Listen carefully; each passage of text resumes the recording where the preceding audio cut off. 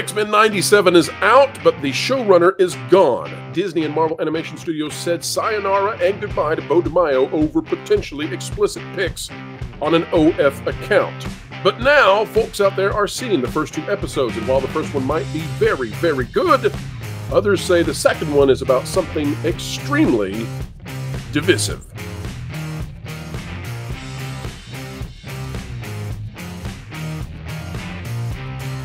Hello, ladies and gentlemen. Welcome back to the Pro Channel, where we wager that we can review at a level few ever achieve.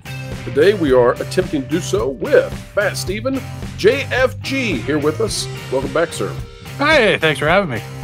Well, I'm happy to have you, and today we're talking about X-Men 97, the animated Disney Plus show that released in the last 24 hours.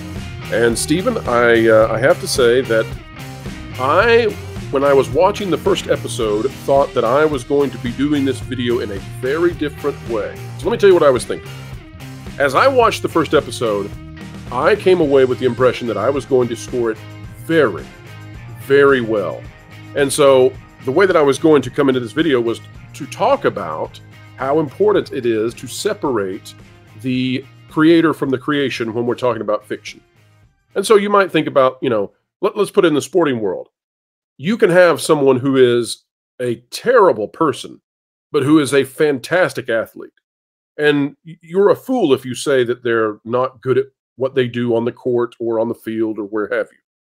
And so, I could name names. I don't think that's appropriate, but we could come up with some athletes out there who are just terrible people, but they're fantastic. They're phenomenal at what they do in the game. Mm-hmm. And I have watched what has happened with Beau DeMaio. I have seen some of his social media posts, and I don't think that Beau DeMaio and I would share very much in terms of worldview. And I think that the way that we handle ourselves with others probably is extremely dissimilar. And so I would have some major criticisms of the way things have been handled. I also find that X-Men 97 is interesting, Stephen, because I can't remember another time that Disney released something and half the executive producers on it have been fired or filed lawsuits against the company. But all of that said, I was going to talk about that because I think the first episode is tremendous. And I would have to say that the first episode is at least a 9.5 out of 10, and it leans towards a 10. So I'll tell you my only critiques on the first episode, and then, Stephen, we have to talk about the second, which is very, very different. My only critiques for the first episode are the mouth animations I don't think are very good. Mm-hmm. And there are a few references that I don't think fit the 90s. I think that they're modern references and that they skew towards the kind of folks that Beau DeMaio probably, interacts with. And so they're sort of modern political language. That's it. That's literally the only critiques I have. I thought it was near perfection. My mouth was ajar. I thought it was tremendous. What did you think about the first episode? Yeah, I kind of agree. It kind of makes it feel like someone else wrote this and Disney has bought the script. I had small little kinks here and there, like Gambit's voice, Beast's voice, Magneto looks like he's always wearing lipstick.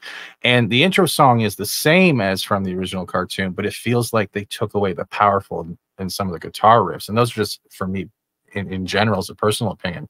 But I want through the first one and automatically went to the second one, and I don't feel like I ever went, hey, at all. The only other quibble I have on the first episode is they do one thing, and we're not going to spoil this, but they do one thing with Gambit and Wolverine that I thought was in service to aesthetics instead of to how their powers really work, and I thought that was a mistake. They shouldn't have done that, especially when it didn't have a major payoff. So let's go to the second episode then. Okay, so you and I both agree, Stephen, in the first episode is very close to perfect. I mean, it's awesome. All the way from the starting to even the ending credit scene release showing the player cards of the X-Men and the rotating that 3D model. Yeah, it's exactly. Right. And so, folks, this is something that the other side doesn't do very well. Think about the way they treated Gina Carano. We can separate out on this side and on this channel. I don't think many of the folks over at Marvel that they do things the way that they should in their lives, okay? They treat others poorly. We've watched this. We watched how Victoria Alonso acted. We've seen the images that Midnight's Edge put out there from Beau DeMaio. He's in charge of a children's program. And he's putting out explicit images. And also, I do not like the way that they handled recasting because of them saying, well, the original actors aren't authentic for their roles. That I think that's a slap in the face to everybody who made this be a successful show. And all of that said, even despite all that, we can judge the content and the art for what it is. And so this is one of those times in the past 2 years, Disney has not given us much that we can say positively. The first episode of X-Men 97 is wonderful. Now, the second episode, Stephen, is different. And it's different because from a quality standpoint, I might give it a 7 out of 10. But as I was talking with Jonas Campbell earlier today. He had watched it. He did not have a chance to come in and do the review with us today. But he said they're playing with fire. And at this point, he's not on board to, condemn it or to think that they've gone too far. It's just they're right up against the edge. That edge that we're talking about, or that I'm talking about, is that they have taken the movements inside X-Men 97, the political movements, and it gets really, really close to modern political movements who are there to harm and to disrupt and all of that. And the X-Men attempt to stop that. There were many times that the imagery, I thought, was far too close to modern political issues that are extremely divisive and I don't think are appropriate for a children's cartoon, because I think that it draws the fantasy too close to reality. And I think it also it puts the show in a place that it can easily make inappropriate commentary for the modern world that needs to be reserved for the political arena. What did you think, Stephen? I'm going to kind of go on the opposite, so please don't fire me. The way I looked at it with mild spoilers in between is that they delivered it in such a fashion where it would make sense from the humanity aspect. I'm not talking about the ones against mutant kind. I'm talking about how the people in general that have been hurt by Magneto do have all this rage in general. And I've seen that type of delivery before in X-Men, cartoon or comics. The wording itself is the problematic issue I think you're referring to. But well, also some background imagery that you really have to, you got to pause sometimes even to look out. But it's like they've left little Easter eggs that give these nods to, hey, this is really who the bad guys are. And it's like, don't paint like that. Leave the real world out of this. Don't be so direct. Yeah, I agree, and I'll agree with you on that one. But at the same time, though, that episode had very well done music, as well as an emotional value of seeing a character evolution with Magneto, as well as his own standards. It was my favorite episode out of the two so far. Take that stuff that we're seeing of the Easter eggs that could sway in a different fashion. It was very well delivered and didn't feel like a Marvel product. It was even from what we've seen in the last 4 years. It was weird.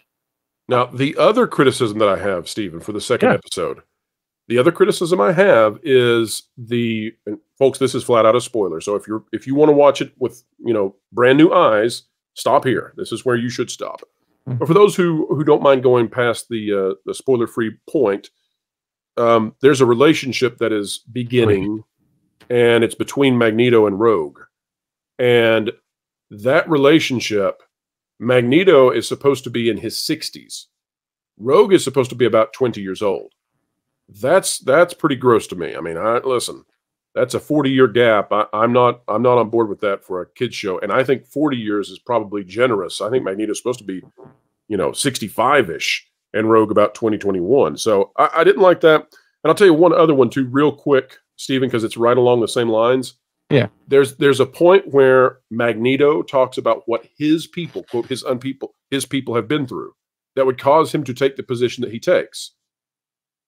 When he talks about that, it is stripped of any reference to what Magneto is, who Magneto is, and what he went through. And even here on YouTube, we really can't talk about it, which I think is just bizarre, but we'll not use the words. We will just say that Magneto is Jewish. That word we can say. And he in the comics, his backstory is that as a child, he went through one of the most atrocious attacks on humanity for the fact that he was Jewish. Yeah. So that is the backstory of Magneto. And I worry, Stephen, that was stripped out and watered down to the point you don't even know. There's no reference to any of that We had that in the movies with Fox when that came out explicitly. But in Yeah. this, it's so watered down. And I wonder if that's because of the current conflict and Disney trying to appease those who, don't view that point in history the same way. Your thoughts? See, that could be one aspect, but I also look at it this way. That was the whole spoiler warning again. Please plug your ears. Is that whole scene where Storm gets shot? That is where Magneto has a change, and not only is he suppressing his own tendencies as against humankind and trying to stand up for mutant kind, it has a more impactful value that he's watching one of his brothers and sisters getting knocked down again, even though he's abiding by humanity's law. And he is trying so hard while fighting within himself not to go back to his old ways. So I understand where you're coming from too. I can see that. But at the same time, it can also be applied to how mutants and humans have been constantly going at it throughout this series. So, Stephen, that brings us to a very interesting place. Yeah. Let's give a review score for what we think these first 2 episodes are. If you had to combine the two together on a scale of 1 to 10, well, 0 to 10. 0 is hot garbage and 10 is the best thing you've ever seen. Where would you put these first 2 episodes? It's a 9 for me. It was X-Men 90s all over again. It was something I wasn't expecting, and I'm happy to see it. And I have to say that while I think, just like Jonah said to me privately, that they're playing with fire, like this could go south. If this turns into modern political commentary as a result of this, no bueno. If this turns into weird relationships like Magneto and Rogue getting together and there's this huge age gap, and if other stuff starts happening with Morph and Wolverine, like I don't want to fool with that.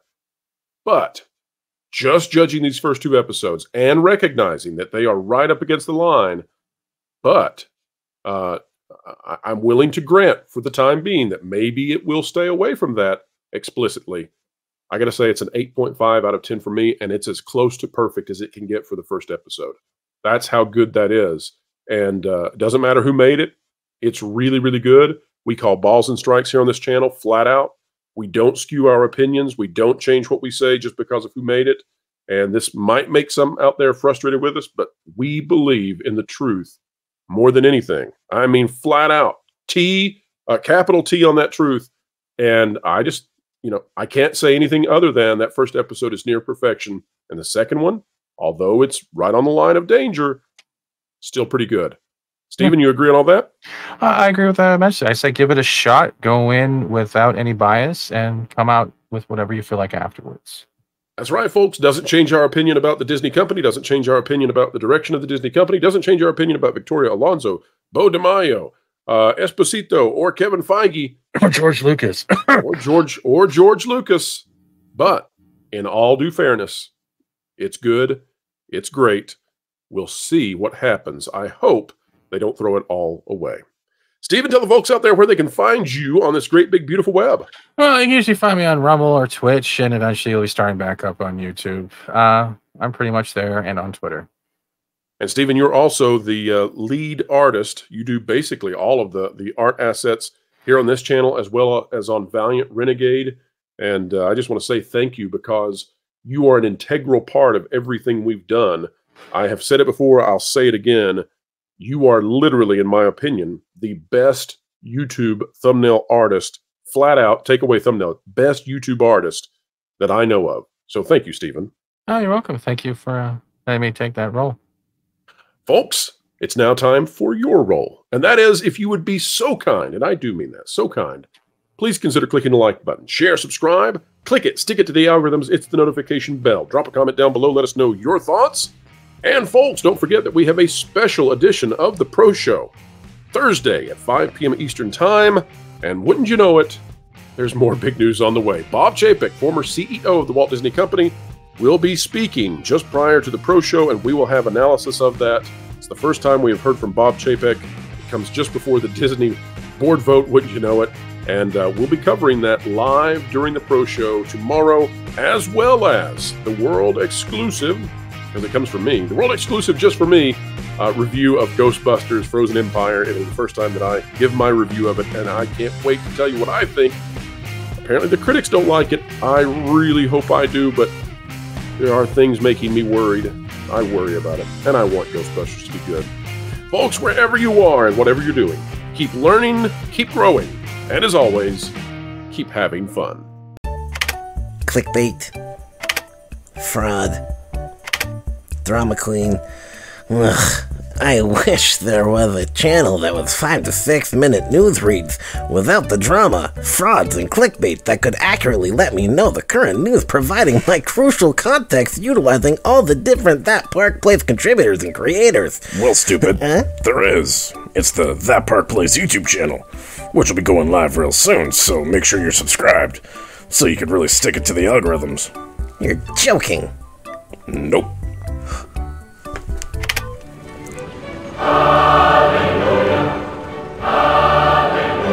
Oh my. Wow.